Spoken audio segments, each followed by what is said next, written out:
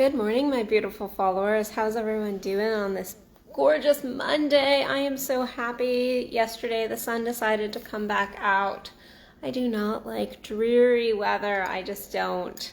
I much prefer the sun. This is why I live in Texas, where usually it's sunny and we don't get a ton of rain, but the last few days has been super rainy. And so yesterday when the sun came out and it started to warm up, I was incredibly excited. I spent a couple hours outside just journaling and enjoying the day and reading. I read a really good book and got through that book, and it was just a really soul-filling day yesterday. And so I didn't make it on to do my live stream because I was just focused in on me.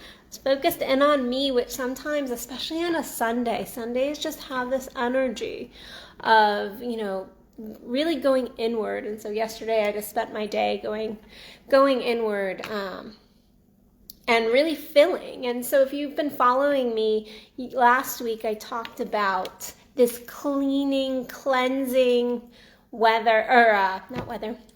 cleansing energy. Hi, John. Hi, Paul. Yeah, the weather is getting nice. Good morning, Israel. Hi, everybody popping on.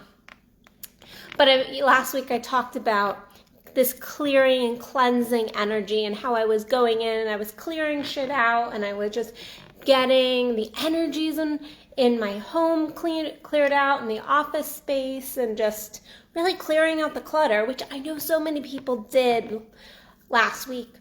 Excuse me. All of a sudden I have a frog in my throat.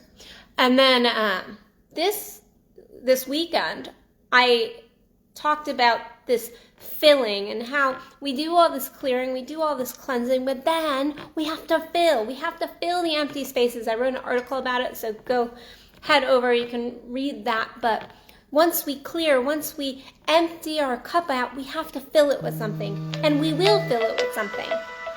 One way or the other, it will get filled. And so it's choosing what you fill it with. And so in alignment with what I teach and I preach, I do the same things. And so I made sure to, this weekend, I spent all this time really filling my vessel with just good energies, filling my space with good energies, getting some stuff done, filling my energetic body with good things, but also filling my world, my external world. And I promise I'm getting to my point. And so as I was doing all this deep work, I was watching some Eckhart Tolle videos and listening to some podcasts and some things to really stir my mind, because this is, January for me is not the massive change, it's the internal change month. It always has been. I really just try to fill myself with things to inspire the next 11 months of my life. And so I was listening to some Eckhart Tolle last night, and he was talking about, really getting into your intention, or attention, not intention, but how your intention comes from your attention. And then I was looking at some journaling prompts that I had been doing, and I started looking at my why for several things in my life, why I do this or that, and then some criticism that's been coming up in both my life and then watching other people in my life, some of the criticism about them and how they're living their lives. And my coaching clients will come to me and lately they've been like, well, so-and-so was like you're doing this wrong, you shouldn't be doing this is a silly business to start. And then the day before, days are flying by, but the day before, I was talking to a client and I asked him, why do you do sex? Why? Why? What's your intention? What's your purpose in having sex, doing sex, engaging in relationship? What's your why? And so first, we have to really look at our why. We have to really dive deep into why we do what we do, and going into our soul, going into our light, that they use it in Kabbalah, like your light. really diving into that. And that we can only do by meditation and quiet time and journaling and those things that really bring us to ourselves. Yes, we can find our why sometimes with those around us in those moments, but usually that is an attention piece. That is like those moments when we're around people and getting inspired. We only figure that out. We only get those why moments if we're really having attention on our being. And then we gain clarity at that point. And once you know your why, then it's about the doing. It's about the doing. And I don't mean the doing out of soul alignment, the action-oriented doing. It is the doing. It's the energetic doing. It's the intention. It's the going about your life for you doing. And sometimes when we are doing us, when we are living out of our light, living to expand our light, who we are, our greater purpose, most of the time this will stir others. It will always stir others. There are those that will be right on board with us and will be like, no, you go do you, you do you. I can't tell you how many times I hear like, you do you, girl, like you do you, boo, kind of stuff. And the fact is that true? Is that person really on board with us? And most of the time they can be on board with us, but they still might misunderstand. And I was thinking back to a time I was really contemplating the last day or two, a time when I was really living from my core, and I was loving, and I tend to be this person who I have a huge heart, and sometimes people don't understand how I love or how I my energy, and it gets misconstrued. It gets misconstrued really quite easily. And I was looking at this time period where this consistently happened, and there was a message and a lesson in that for me as well. But I remember watching and going, why is everyone misunderstanding, not everybody, but why are these people misunderstanding my love, my desire to just help, my care? Why is that being misconstrued into something evil or dark or just gross or whatever it might be? I don't know what was going on in these people's minds, and it's truly not my business. It wasn't my business at the time, and it's still not my business.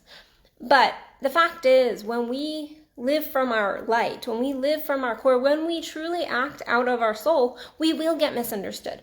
Everyone will not always understand you guys. It's not possible. We are all coming at the world from a very different perspective, very different energy and foundation.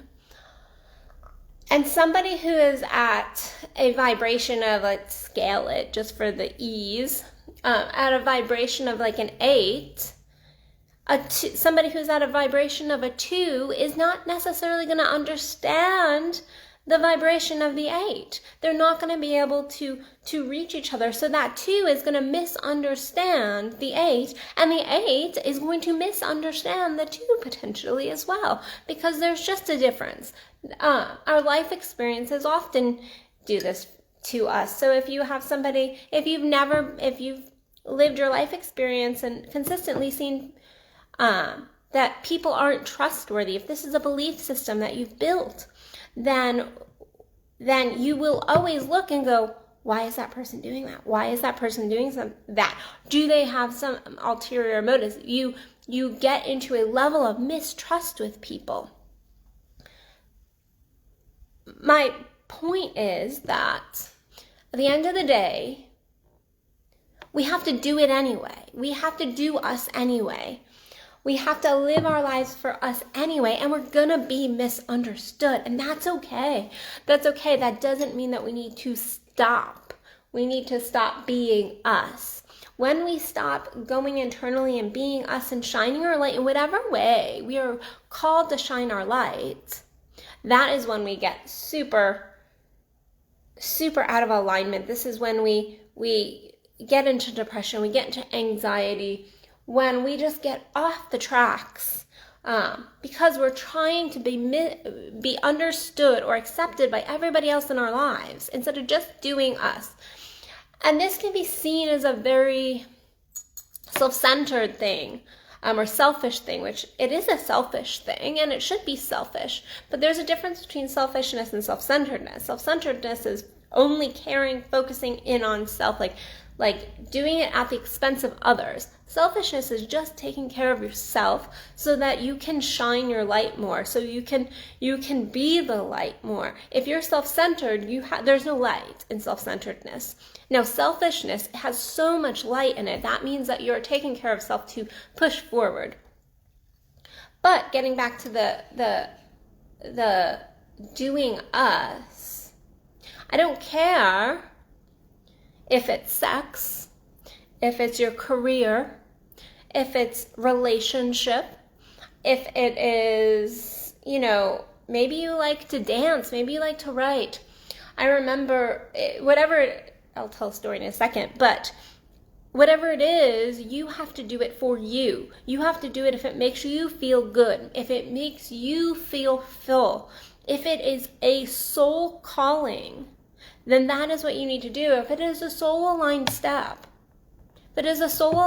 you need to be doing it and not listening to what everybody else in your world is telling you. This is a time of filling yourself with light, not necessarily going F you to the world. I don't care what you think. That's a negative energy. And I actually have done talks on this, like when we go, I don't give any fuck about what you think. Like that brings a negative energy versus, I'm just doing me. I'm going to take care of me right now because I need to take care of me. I remember when I was younger, so I danced. I actually have one of my dance jackets on right now. This is my Irish step dance jacket. I was an Irish step dancer for years. I absolutely loved it. But I actually, for most of my life, up until I was 28, I was a ballerina. It was all about ballet. And I remember when I was probably about 20, 21, it became very apparent that I was not going to go be a prima ballerina.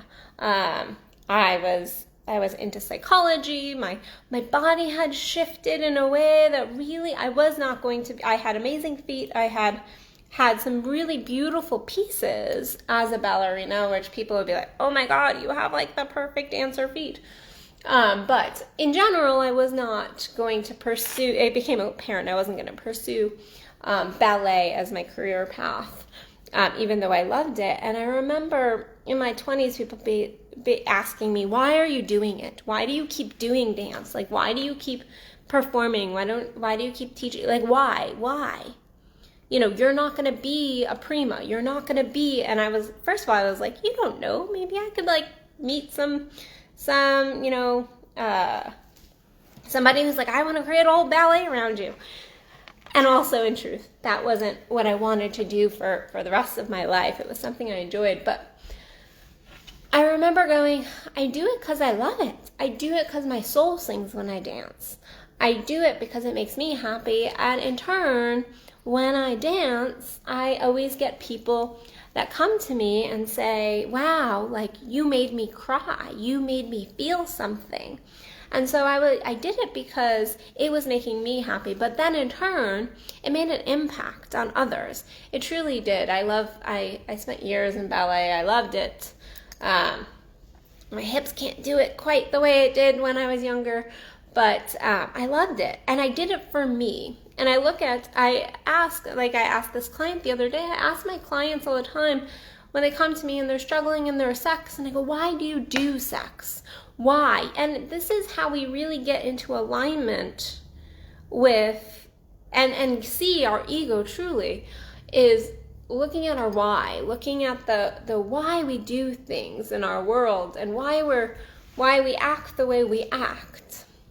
This is very internal, and this is not a beating up of self. This is really a looking inward and going, why, around the holidays, I find myself, in November, December, really going why do I give? Why do I give Christmas presents? And it really is this energy of I enjoy it. It fills me up. I enjoy, showing my love to others.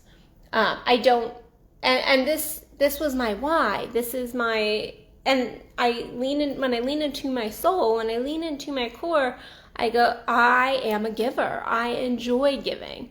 But the fact is, you have to look internally and go, why do I do this?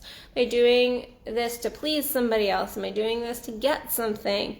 And this goes for your business. This goes for your relationships, your sex, the actions you're doing every day. The fact is, you're going to be misconstrued. You're going to have criticism. And I know this time of year, a lot of people will, because there is so much change, a lot of people going, I'm going to make a difference. I'm going to change my life. I'm going to step up. There's going to be, with that change, there's always a little bit of rubbing. There's always a little bit of rubbing. So maybe you started an exercise routine, and there's going to be those people who come in and are like, oh, you don't have to work out today. Like, let's go to the mall. Let's go do this. Let's go do that. There's going to be those people who maybe you're trying to watch what you're putting in your physical body as far as food, and you're trying to maybe up level the food you're eating. And you're going to get that friend that's like, no, you can have the cake. It's no big deal. Like, we can go have McDonald's. Like, it's fine. You're going to get the rubbing. And so my question to you is, why just do you? But in order to do you, are you listening to your soul, or are you fake doing you? Are you just doing you from a level, like this upper level? Are you getting into the deeper I? Not the I, but the I, like that deeper I of self. That deeper core of self. And listening there, because the fact is, you'll be misconstrued. People are going to tell you you're doing it wrong, whatever you're doing. Everyone's going to have another opinion of you and your actions. Maybe you take a week for yourself and you are really like meditative and you go inward, and people are going to tell you you're lazy. There's always going to be criticism. There's always going to be criticism, but there's also going to be those people in your life that have your back, that really do love you, really do want the best for you, really do want to support you. Maybe they don't always do it in the exact way you need it. Guess what? We don't need people to be perfect. We don't need people to do things exactly how we want them to do them. That's called control. That's not love. That's not support. We just need people in our world that we can connect with. But there will always be that contrast. There will always be that contrast. And so I want you today to really look at your why. And what do you feel will fill your soul? Fill your soul in the next 11 months, 12 months, in truth, because we're only like not even a week into 2021. But really, what's going to fill your soul? What's going to bring joy and happiness and expand your light, really, to truly expand your light. That's what the goal is, to expand your light. Because as soon as you expand your light, as soon as you expand your heart, and I don't mean in some fake bullshit way, but I mean truly expand your heart and fill yourself, that's when you're going to start making a difference. That's when abundance is going to start to pull into your world. That's when your relationship is going to work. That's when your sex is going to be amazing. Believe me, when you are not truly at your core, your sex is not going to be amazing. It's not. As a sex and relationship coach, somebody who's worked with so many people on these things, the fact is, sex is only amazing when we are connected with ourselves first. And then we can connect with other people. So today, your homework is to really look at your why, to really go inward and find your light over the next few days. And then daily to remind yourself of that light.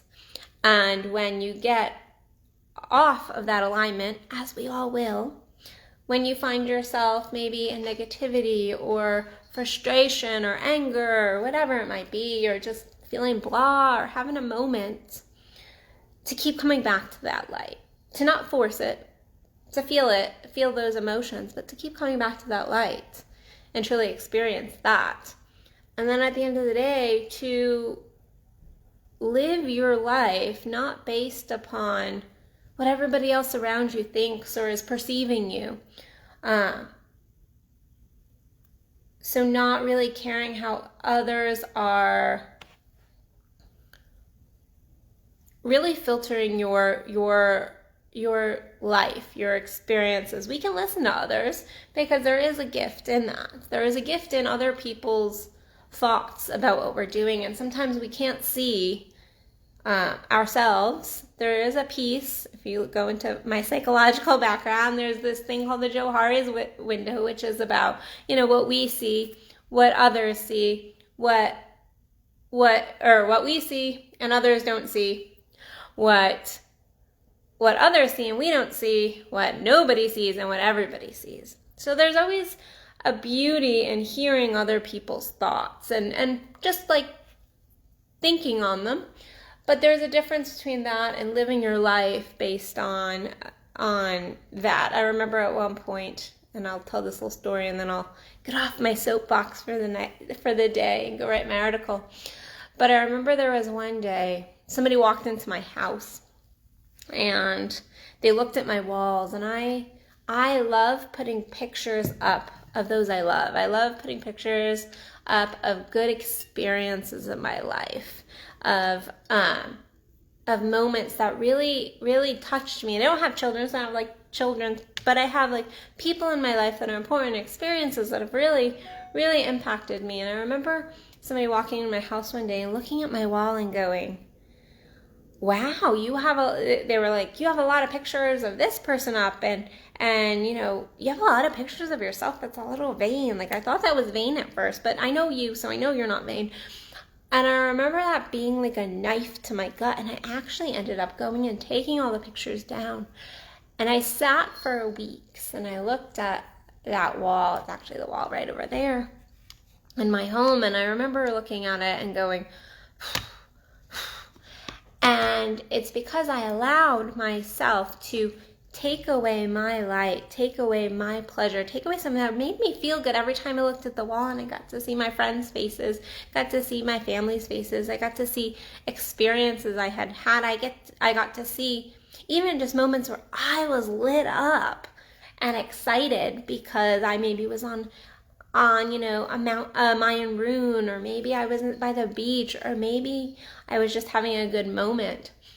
And I took those memories, those moments, that feel good away from myself because of this other person's perception. And then I never put those pictures back up, just because then I had this new idea come in, and I put those pictures up instead. But I remember that being impactful because I was like, yes, I actually stole my own joy in that moment because of somebody else's perceptions. And it was a beautiful lesson for me. It was beautiful to watch my ego and protection of self come up in me. And I was like, and then I actually had several other people come into the house and say the same thing. And I was like, you don't have to understand it. It's not yours to understand. It's none of your business. And that's the thing, we almost invite people into our business. But the fact is, we have to stay in our business. We have to stay in our business, stay in our light, stay in our why. So I hope you get to do that today. I hope you take the time to step into your light, step into your why. So on another note, DFW, there are 2 workshops coming up this weekend. There is one by Kendall Williams. It's not my workshop, but it's an amazing workshop. It's a quantum-filled Tantra workshop. It's in person, so you can head over to you can head over to my page and get registered for that workshop. I think it's almost sold out, but you can go over there and check it out. And then I have my Tantra Reboot coming up in a few weeks, and so that is happening on the 16th of January. And so if you want to come to an in-person workshop with me and Kendall Williams, then head over to addisonbell.net, get registered for that. Other than that, you can work with me one-on-one at addisonbell.net by filling out my consultation application. Other than that, go have an amazing fucking day. Grab that light within. Grab that fire within, in your very fucking core. Grab it and really lean into it today. as we really start to dive into this new year, holidays are over, all of that, this is a time to really get good with you. Get good with you and do you, boo. You do you. So, all right, guys, I will see you tomorrow for another Addison Unleashed. Love you.